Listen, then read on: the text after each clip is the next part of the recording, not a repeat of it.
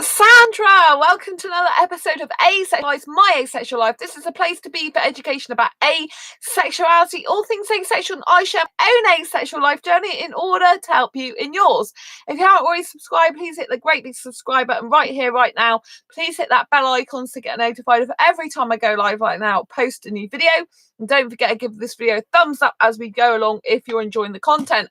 If you don't know who I am Sandra Bellamy, author of this beautiful book, Asexual Perspectives, 47 asexual stories, love, life and sex, a celebration of asexual diversity. I'm also the founder of asexualise.com and the founder of Asexualise Academy. Welcome to Asexual Perspectives Awareness Month, otherwise known as #APAM. This is day number 8. So if you don't know what Asexual Perspectives Awareness Month is, it's basically a month I founded especially to celebrate our asexual diversity across the spectrum and our differences within it. And it all came from this book that I created a couple of years ago and published. And each person in the book gives their real personal advice and story about love, life and sex. So this is a book written by an asexual me and interviewed asexuals from around the globe for it and across the asexual spectrum, and it's all there for you to look at and really get good insight into. So if you didn't know already, I am working on my second asexual book as we speak, because it's called Asexual Sex Stories, the good, the bad and the fugly, and it's a real life asexual sex story. So I'm in the process of writing that at the moment. I've got people who are being interviewed as we speak for it, with lots of backwards and forwards conversations to clear up any issues regarding around misunderstanding with reading, editing, all that type of thing. So it's a little bit involved. I'm really grateful and thankful to all those people asexuals who have submitted their stories so far for the Asexual Sex Stories book. I'm still getting more stories coming in, as well as editing what's already come in and working with those people to make sure that the text is really easy to understand for as many people as possible. And if you didn't already know, there are some asexual sex stories in this book. So you can get a flavour of what type of thing might be coming up in the next book, but the next book is much more in depth. The reason I decided to write Asexual Sex Stories book is because there are asexuals who want to try having sex, or in some cases their religion or their cultural family background kind of pushes them to have sex, even if they don't really want to. And it's really important that asexuals can make an informed decision and choice for themselves about whether they want to have sex in the first place or not, and what they can expect, and they can learn from different asexuals as to what might happen and what might come up within those sexual scenarios. But I wanted to go through a few of the answers in this book about what asexuals think about sex and have they had sex before and what happened. So this is basically a really interesting book. If you haven't already read it, the links to this book are in the description below. Don't forget to grab yourself a copy. And so it gives a variety of different answers to this question. So in this book, there's quite a number of people that applied to be in the book. There's 47 asexuals in total, including my own personal story. And it's really interesting to find out about what different asexuals think. So the question I asked, and this is Henry I asked it to in this instance: what is your view about sex? Have you had sex before? And if so, how did it make you feel? If you haven't, would you? So Henry's answer is short, simple, and very to the point. I have not had sex before and do not want to have sex. The idea of doing that with another person is frankly repulsive to me. And I think that's a really good point, If it repulses you that much, don't do it. Right, Cassie's story, however, is one that's very different and much longer. So when I asked Cassie what they thought about sex and if they'd had sex before and how did it make them feel, this is what they answered. I see sex as something that has been given way too much importance in today's society. Way too much importance. I'll start that again. I see sex as something that's been given way too much importance in today's society, and I happen to agree with that. Our society is so sexualized. A relationship is said to not be valid if it doesn't involve sex, which I hear dating coaches say all the time. If you're not having sex in a relationship, your relationship is dead. That simply isn't true if you're asexual. So pay no attention to that. This is traditional dating coaches where it's a heterosexual and a male, heterosexual female. That's what they're talking about usually in these instances, not people in the queer community, not LGBT plus QIA, and not asexuals either. So a relationship is, yeah, so I think that's really sad that this is what dating coaches promote, but they do. Sex is so a relationship is said not to be valid if it doesn't involve sex. Sex is what every person should strive for, and sex is what is used to sell most products, which is true. I do not agree with that, and that mentality often annoys me. Aside from that, I see it as just another activity like volleyball. Some people like it, some people love it, some people cannot imagine life without it, and some people find it a waste of time. I myself am not fond of it, but see no problem in other people enjoying it as long as they do not try to force me to join in.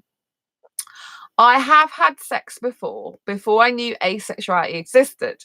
When I thought that maybe having sex would make me find people sexually attractive. Needless to say, it didn't work that way. I didn't particularly mind sex, but neither did I particularly enjoy it.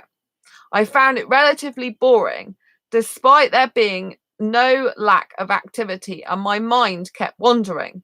I suppose the experiences could have been better if I really focused on it and tried to mentally anchor myself in that moment and the sensations. But as far as I'm concerned, that's too much effort for something I'm more than comfortable without. It certainly didn't make me feel like a whole different person and like it changed my life forever. And I think that's the issue, you know? I think there's sex is really basically is put on a pedestal, and you know, we're made to think it's this wonderful, amazing, mind-blowing experience, yeah? And I understand some people can like the closeness of it. I understand some people can orgasm through it, whatever one of those is. And you know, I understand some people really love it, but I don't think it can be, and I never will think it can be, just that deep emotional connection with someone. To have the deepest ever, bestest ever friendship, deep emotional connection with someone where you truly love each other, trust each other, want to spend the rest of your life with each other as partners, enjoy, then I don't think anything can beat that. And I definitely don't think sex can. I mean, people, their body changes, their, you know, their shape changes, the way they do things, the way they live their life, their lifestyle changes. You know, not everyone can have sex like they used to have. And for those of us who don't want sex, you know, why is it shoved down our throats that it's needed for a long, happy, loving, healthy relationship? Because with asexuals, it's not. Now, I look forward to the day when I get a nice guy for me who wants to be in a relationship with me, who's a really romantic, cute guy, who I trust implicitly. He's my bestest ever friend and soulmate. And you know, who's just incredible, and I'm incredible with him. We're a credible team, you know. And I think that's what a relationship should be about. It should be a deep emotional connection, bestest ever friendship, soulmate connection, and teamwork. And I think when you meet the right person, which I haven't met yet for a relationship, friendship I've met, but not for a relationship, then I think, you know, when you meet the right person, they'll just know that you're meant to be with them, and they'll be really appreciative of having you in their life and really love you for who you are. And I look forward to that day, you know, when I get an asexual guy to love me and be with me in a relationship without sex. It's going to be amazing. And we're both going to be really deserving of each other, really, really cute and cuddly together. And I'm really looking forward to it. So, Anne's story. Now, this is very, very interesting because I will tell you now, Anne is also in my second book, the Asexual Sex Stories book. So let's take a read of what Anne's view is about sex, and have you had sex before and how did it make you feel? Because in the second book, she reveals more than in this first book, but this is what she had to say. My view of sex has been complicated by the fact that I was sexually assaulted as a teenager by an EMT, emergency medical technician. I mean, that is just so heartbreaking. I mean, how you can put your trust in someone and them fail as a professional like that is just, horrible.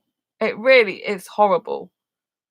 And so I really felt for this person, it really touched my heart. It makes me a little bit sad now, to think that they were abused like that when in a time of need, when, they should have been able to trust the people around them, especially a medical professional.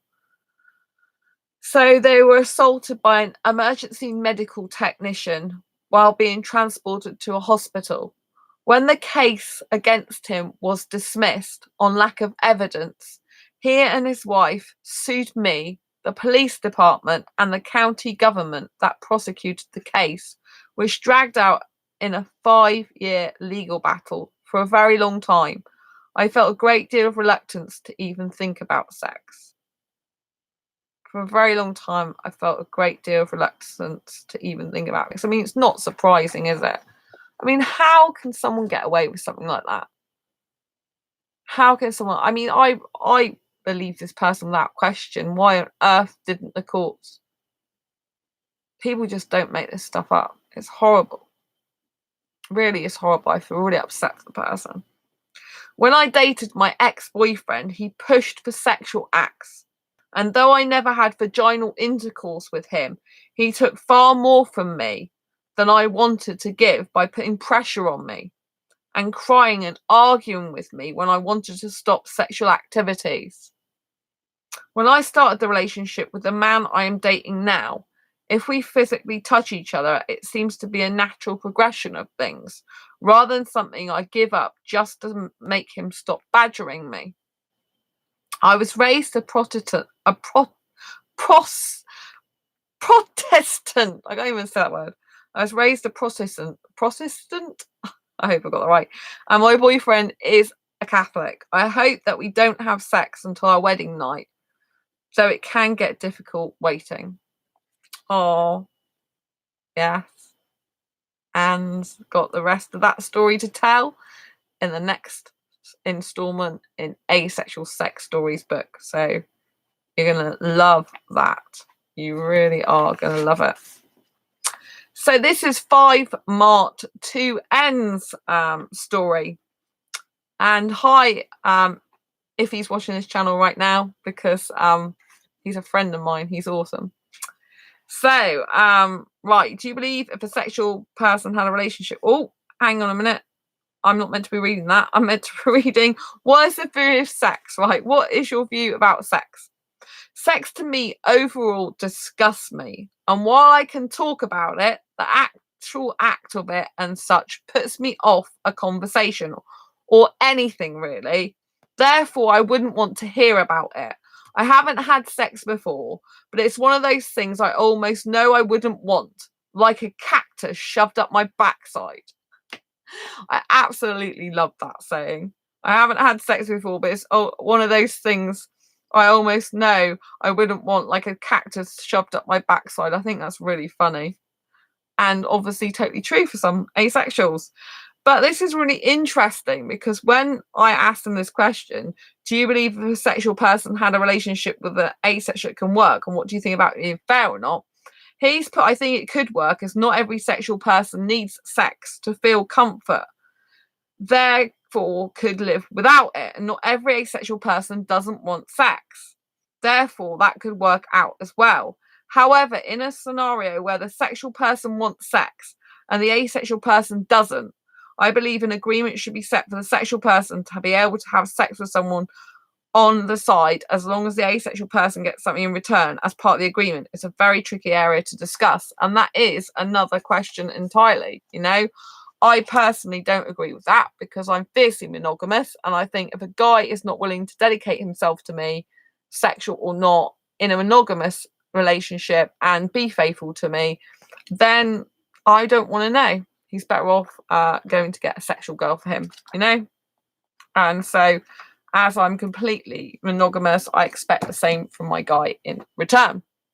When I get a guy, yeah.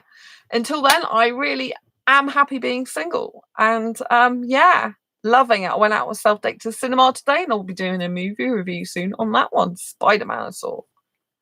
Anyway, that's enough for Asexual Perspectives Awareness Month, Day 8 tonight. I really hope you enjoyed listening to some of those asexual sex stories. There are many more in-depth asexual sex stories coming up in my new Asexual Sex Stories book, which I'm currently writing and interviewing people for.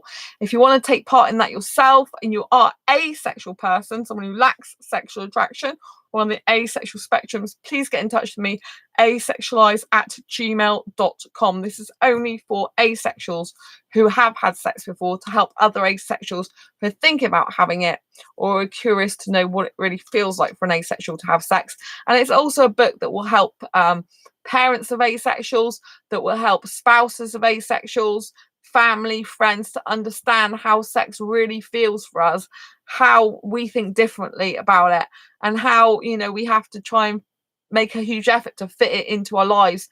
And we might just not want it and hate everything about it, or we might be okay with it, some of us, you know.